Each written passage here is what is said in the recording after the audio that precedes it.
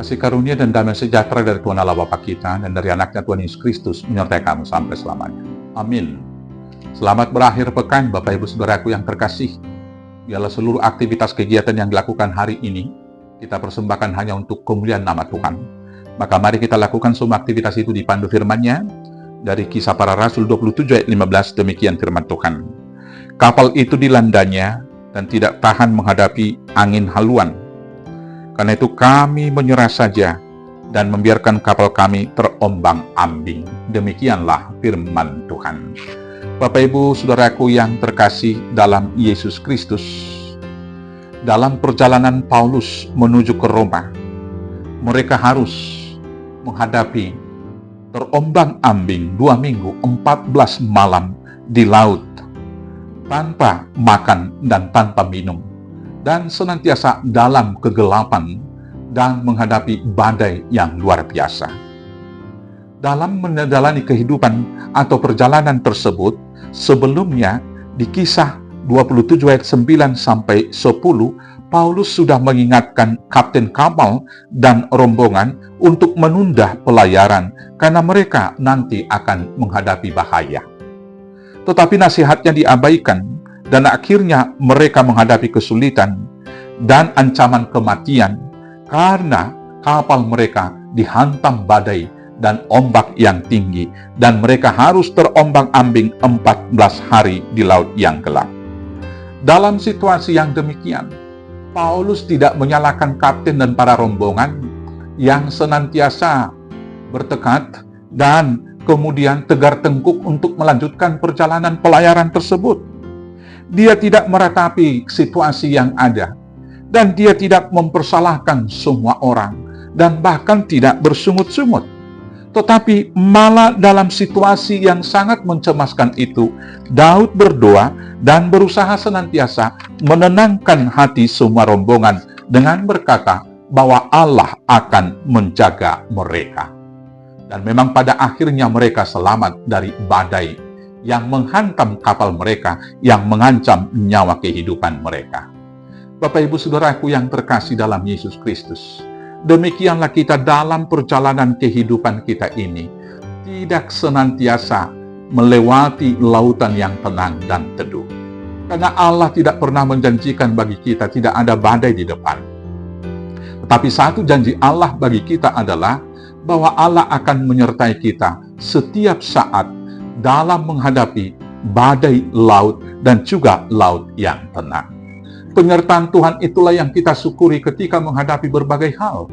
Maka kalau hidup kita seperti perahu, seperti sampan di tengah badai, di tengah laut yang diombak-ambingkan, tidak ada lagi harapan kepada kekuatan sendiri selain daripada berserah kepada Tuhan, memasrahkan diri dalam segala situasi itu. Ketika menghadapi persoalan dan pergumulan, Bapak Ibu Saudaraku yang terkasih, sekali lagi, jangan pernah menyalahkan. Jangan menyalahkan orang lain. Jangan menyalahkan diri sendiri, apalagi jangan menyalahkan Tuhan. Karena ada saja orang ketika menghadapi problem dalam kehidupan, menghadapi persoalan dalam hidup rumah tangga atau persekutuan, maka tindakan yang diambil ketika menghadapi problem tersebut adalah mempersalahkan orang lain. Maka dia akan mengatakan, seandainya dulu kamu mendengar apa yang saya katakan, ini tidak akan terjadi. Dan tindakan yang demikian tidak menyelesaikan masalah, malah menambah masalah yang baru. Orang-orang yang mendengar perkataan kita mungkin akan reaktif juga. Kamu juga salah, kenapa dulu tidak kamu tegaskan? Maka saling menyahut, menambah problem dan persoalan kehidupan. Jangan menyalahkan waktu. Kalau kita menyalahkan waktu, maka kita senantiasa menyesali masa sekarang dan tidak akan pernah memperoleh sukacita dan jalan keluar dari pergumulan persoalan yang kita hadapi. Apalagi jangan sampai menyalahkan Tuhan.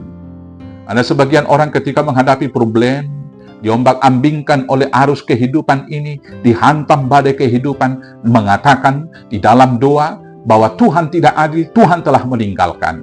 Saudara-saudaraku yang terkasih, meninggalkan atau mempersalahkan Tuhan tidak menyelesaikan masalah kita.